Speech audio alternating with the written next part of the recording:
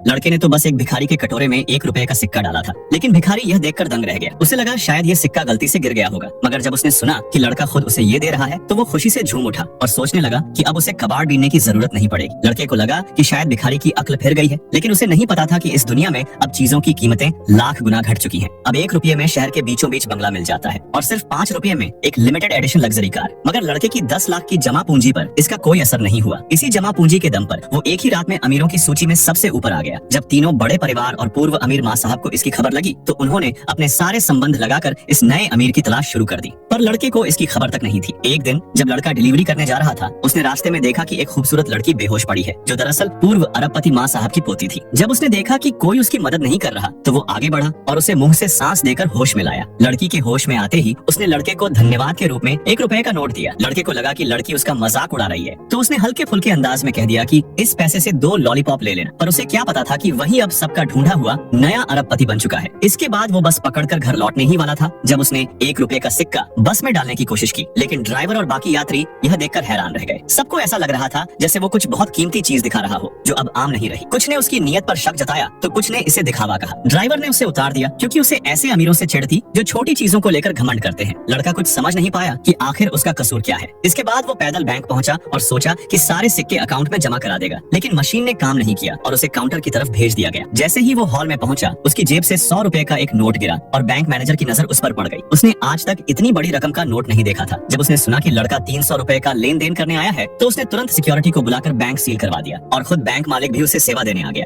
यहाँ तक कि 3 सुंदर लड़कियों को पैसे देने के लिए बुला लिया गया। लेकिन जैसे ही लड़का वहाँ से निकला, मैनेजर भागता हुआ बैंक के मालिक के पास गया और बोला, यही है वो लड़का जिसे हम ढूंढ रहे थे, वही अरबपति फू लिंचुआन। मालिक सुनते ही जोश में बाहर भागा, लेकिन तब तक लड़के को उसके दोस्तों ने होटल में खाने के लिए बुला लिया था।